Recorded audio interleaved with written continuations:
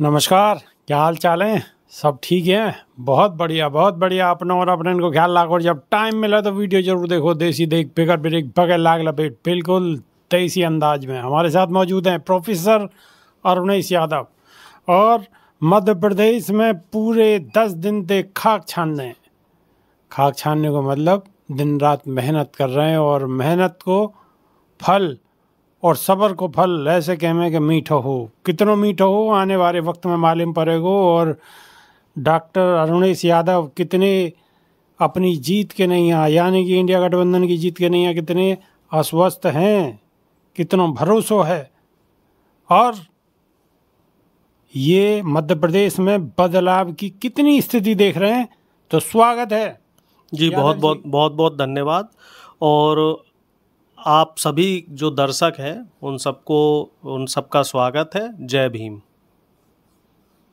देखिए, जो मध्य प्रदेश की राजनीति है जिसको हम लोगों ने 10-12 दिन से समझा है बड़ी बारीकी से, तो इसमें एक चीज़ तो बड़ी स्पष्ट समझ में आ रही है कि बदलाव होना है। 10 साल हो गए हैं यहाँ पे केंद्र में और राज्य में 20 साल से ज़्यादा का समय हो गया है और सरकारों ने जो मूलभूत सुविधाएं थी वो भी अभी तक वहाँ नहीं पहुँचा पाई। और जो हमारे एजेंडे में चीज़ें हैं, हम अब बीजेपी की बात नहीं करते। अब 10 साल हो गए, हम बीजेपी से 10 साल से कह ही रहे साहब वो रोज़गार कहाँ है, हम उसकी भी बात नहीं कर रहे साहब। हम किसानों की डबल आय की भी बात नहीं करना चाह रहे आपसे। हम ये भी नहीं कहना चाह रहे कि वो एम्स कहाँ गए, वो IIT कहाँ गए जो बन रहे थे, वो जब अभी तक पहुँच ही नहीं पाए। नड्डा जी भी कई बार बोल चुके हैं, हमें उस पर भी चर्चा नहीं करनी। हमें साहब रोजगार पे भी चर्चा नहीं करनी, हमें 15 लाख पे भी नहीं करनी, हमें बीजेपी के किसी मुद्दे पे चर्चा नहीं करनी। हम तो अपनी बात कहना चाह रहे हैं कि तो आप चर्चा तो कर ही रहे हो ना। सब चीज का नाम तो आपने ले दिया। हम उस पे बात ही नहीं भाई, आप सब चीज को तो नाम ले रहे हो और कह रहे यहाँ पे भी चर्चा ना कर रहे, किसानन पे भी ना कर रहे, बेरोजगार पे भी ना कर रहे। कहना चाह रहे हैं कि हम देंगे किसानों को MSP, और वो भी कौन सी वाली? स्वामीनाथन साहब ने जो रिपोर्ट लागू करी बताई थी, सरकार को दी थी, उस वाली MSP। उसमें क्या होगा? C2+50, यानी कि किसान की जो लागत लगेगी उसका दुगना और उसका 50% एक्स्ट्रा, वो वाली MSP देंगे। और 1-2 फसल पे नहीं, जैसे मोदी जी कहते हैं भैया इस फसल पे यहाँ दे दो, उस फसल पे वहाँ दे दो। सारी फसलों पे देंगे, जितनी फसलें इस देश में होती हैं। पहली चीज़। दूसरी, किसान की बिजली फ्री होगी, किसान का पानी फ्री होगा, किसानों के खाद बीज और जितने भी किसानों के उपकरण हैं सब में सब्सिडी मिलेगी, जो सब्सिडी सरकार ने खत्म कर दी। तो किसानन की तो बल्ले बल्ले है जाएगी हिसाब से। बिल्कुल होनी चाहिए, किसान देश का अन्नदाता है, क्यों नहीं होनी चाहिए। और ये हम कोई एहसान थोड़ी कर रहे, ये तो उसका हक है। ये बताओ, जब मोदी जी अडानी जैसे जो बड़े बड़े पूंजीपति हैं उनका 16 लाख करोड़ रुपए माफ़ कर सकते हैं, तो हम सिर्फ 4 लाख करोड़ रुपया खर्च नहीं कर सकते? इसकी हमने कैलकुलेशन कर ली है। इस सब में मात्र 4 लाख करोड़ रुपए का खर्चा है, जो किसानों को MSP देना, खाद बीज देना, सब देना। और इससे फायदा कैसे होगा? देश की 50% पॉपुलेशन को, क्योंकि लगभग 60% पॉपुलेशन किसानी पे निर्भर करती है। हम मिनिमम लेके चल रहे हैं कि सिर्फ देश की जो GDP है उसका 10% खर्च होगा। हमारे देश की GDP 48 लाख करोड़ है और उस 10% GDP के एवज में हम 50% लोगों को फायदा देंगे। बताओ, ये घाटे का सौदा है, फायदे का है? आप बताओ चौधरी साहब, आप भी किसानी से जुड़े हो। अगर किसानन को फायदा होगा, किसानों को कर्ज माफ होगा, MSP लगेगी तो फायदा ही है किसानन को। तो यही मांग कर रहे हैं, यही वजह से वो आंदोलन कर रहे हैं। और अब आ जाओ दूसरी बात पे, खास तौर से मध्य प्रदेश की बात करें और पूरे देश की बात करें, तो मध्य प्रदेश में किसानों के बाद जो सबसे ज़्यादा परेशान है वो है यहाँ का दलित, आदिवासी और पिछड़े समाज का आदमी। इसको नौकरी नहीं मिल रही, सरकारी अस्पतालों में इनका फ्री में इलाज नहीं हो रहा, स्कूलों में इनके लिए मास्टर नहीं है, शिक्षक नहीं है। अब हम क्या करेंगे? जातिगत जनगणना करवाएंगे। जातिगत जनगणना से हमें पता चलेगा कि भील समाज के कितने लोग हैं, दलित समाज के कितने लोग हैं, और दलित समाज में कौन कौन सी जातियां हैं, उसमें से किसे सरकारी योजना का फ़ायदा मिला है, किसे नहीं मिला। जिसे नहीं मिल पाया उसे फ़ायदा देंगे, जो भी सरकार की योजनाएं हैं। और सरकार की ही क्यों भैया, जो प्राइवेट सेक्टर हैं, जो लाला की दुकानें हैं, उसमें भी हम आरक्षण लगवाएंगे। ये भी हमारे नेता जो खड़गे साहब हैं और राहुल गांधी जी, उन्होंने बोल दिया है सरकारी तो सरकारी, प्राइवेट में भी आरक्षण होगा। और सरकारी का जो आरक्षण का कैप है ना 50% वाला, वो खत्म, साफ। मतलब अगर दलित 40% है देश में तो आरक्षण उसको 40% मिलेगा। अगर पूरे देश की आबादी की आदिवासी 5% है देश में तो 5% आदिवासियों को आरक्षण मिलेगा। अगर ओबीसी देश में 60% है तो उसको पूरे 60% पे आरक्षण मिलेगा। सरकारी में भी मिलेगा, प्राइवेट में भी मिलेगा, निजी संस्थानों में भी मिलेगा। चाहे कोई भी देश का साधन संसाधन हो, चाहे वो सरकार के हाथ में है, पीएसयू है या निजी हाथों में, सब में आरक्षण मिलेगा। ये हमारी हो गई दूसरी योजना। हम तो आपके चैनल के माध्यम से ये कह रहे हैं कि मध्य प्रदेश के साथ साथ पूरे देश में ये योजना लगेगी। अब तीसरी आ जाओ नौकरियों की। युवा परेशान है, मध्य प्रदेश में पेपर लीक से परेशान, उत्तर प्रदेश में पेपर लीक से परेशान, मध्य प्रदेश की पटवारी परीक्षा हो, पीसीएस की परीक्षा हो, सब में नकल चल रही है। 10-10 लाख रुपया का रेट उठा है, 10 लाख, 12 लाख, 15 लाख। व्यापम आपने देखा ही था। व्यापम तो इस देश का नहीं, इस दुनिया का सबसे बड़ा घोटाला था। जिसने नाम भी ले लिया ना व्यापम, उसी को मार दिया, उसी को गायब करवा दिया। इतना बड़ा घोटाला था। तो हम इस तरह के घोटाले बंद करवाएंगे, पेपर लीक बंद करवाएंगे, और जितनी भी 40 लाख से ज़्यादा सरकारी पद खाली हैं, तुरंत पहली कैबिनेट में वो सारे पद भरे जाएंगे। 40 लाख पद भरे जाएंगे। और इसके साथ ही साथ हमारा टारगेट है कि कम से कम 2 करोड़ नए रोजगार जनरेट करना। और उसमें भी ऐसे नहीं है स्वरोजगार नहीं, नौकरियां। स्वरोजगार मोदी जी की तरह नहीं कि ये लो अठन्नी हमने पकड़ा दी और जाओ अपनी नौकरी करो, और फिर उसके बाद उस अठन्नी का ब्याज भी लेने आ जाते हैं।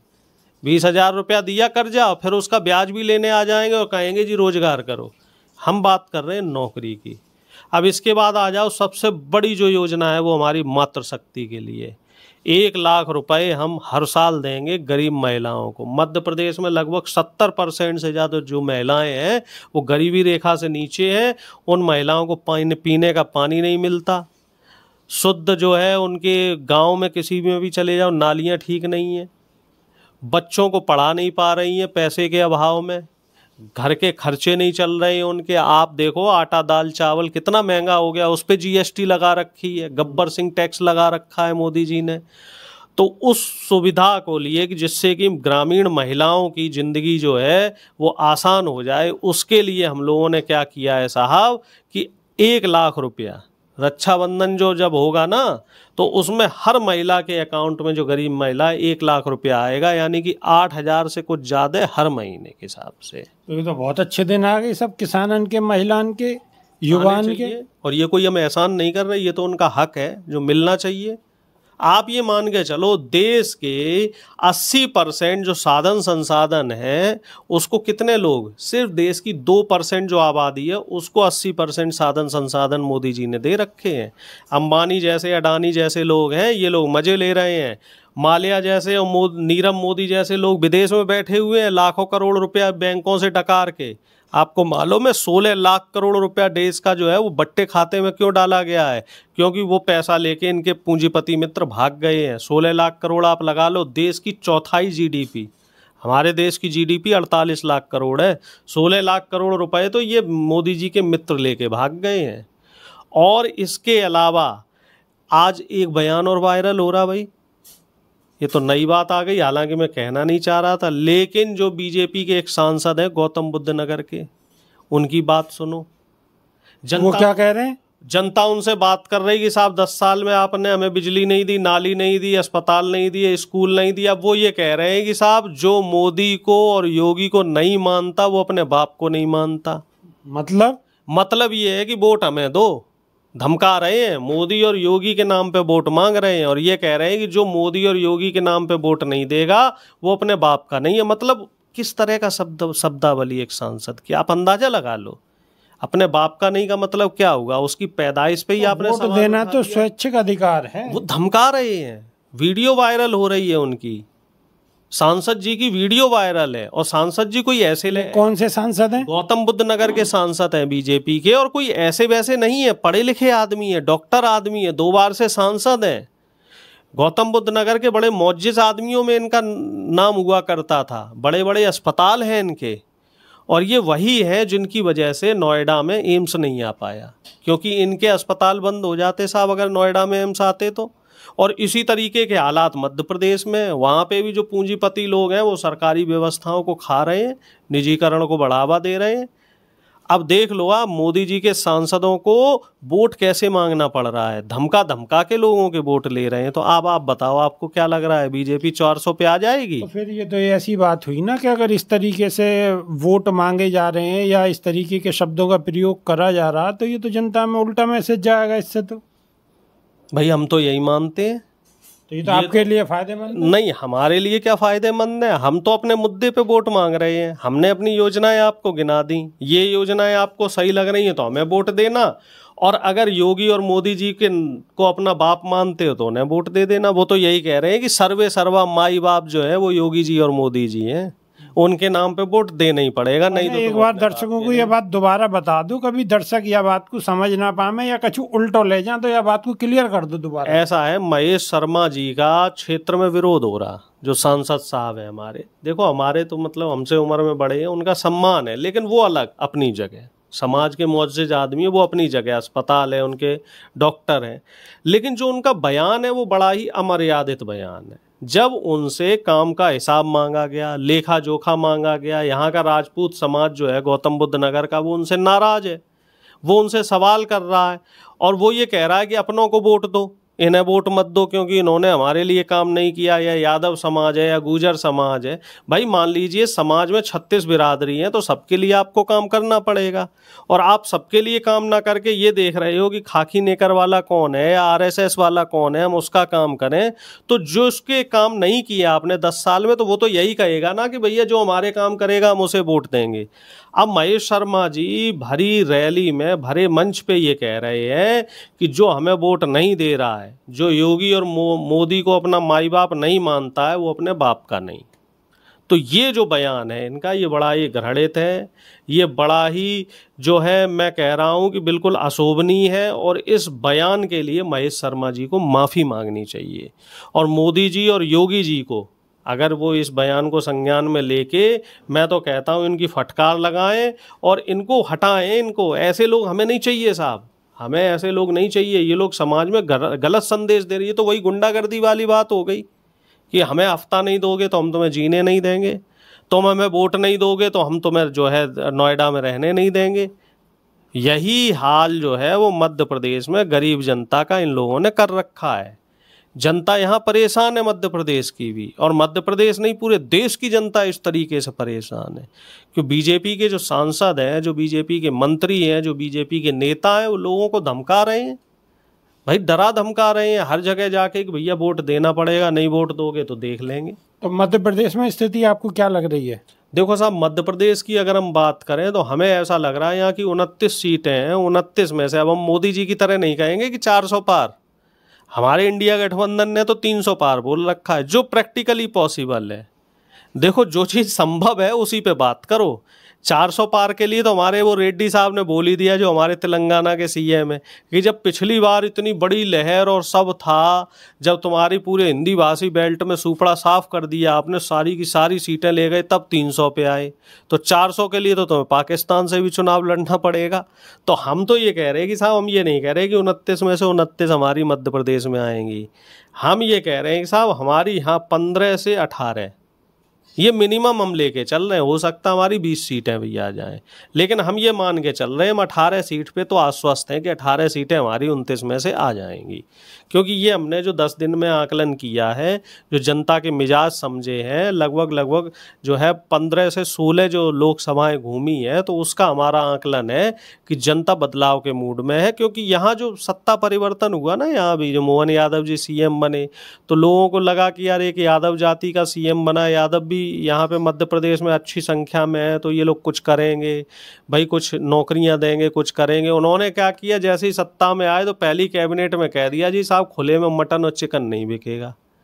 अरे भैया, जो 14% आपने ओबीसी का आरक्षण कम कर दिया था, हमारी सरकार में 27% लगाया था, तो वो आरक्षण तो 27 कर देते। आप चलो जातिगत जनगणना नहीं कर रहे तो कम से कम बात तो करते कि हाँ भाई जातिगत जनगणना करेंगे, पुरानी नौकरियां देंगे। सामाजिक न्याय की बात आप कर नहीं रहे तो फिर कैसे आप पिछड़े के मुख्यमंत्री हो? जहां जाते हो वहां जय श्री राम के नाम पे वोट मांग रहे हो। भाई भगवान के नाम पे आप वोट मांग रहे हो तो जो भगवान के बंदे हैं उनके लिए तो कुछ करो। भगवान के बंदे जो है वो राम के बंदे तो भूखे मर रहे हैं बेचारे, उनको पीने को पानी नहीं है एक एक हफ्ते। तो मोहन यादव जी का, मोदी जी का टोटल फेल्योर है। जो मोदी जी कह रहे हैं ना नल से जल और हर घर में नल, तो वो सिर्फ जो है वो कहने बहने की बातें हैं। कहते हैं ना मौसम गुलाबी है और सब चेहरा किताबी है, तो सब चीज़ें हवा हवाई हैं साहब, यहाँ पे ज़मीन पे कुछ नहीं है। तो ये थे हमारे साथ प्रोफेसर अरुणेश यादव, और इनका कहना है कि ज़मीन पर कुछ नहीं है, सब हवा हवाई है। और मध्य प्रदेश के अंदर 15 से लेकर 20 सीट इंडिया गठबंधन की आने वाली है, और कुर्सी की पेटी बांध लो, मौसम बदलने वाला है। अब बदलने वाला है या नहीं बदलने वाला, ये तो इलेक्शन के बाद जब वोट खुलेंगी और जनता अपना फैसला देगी तब मालूम पड़ेगी।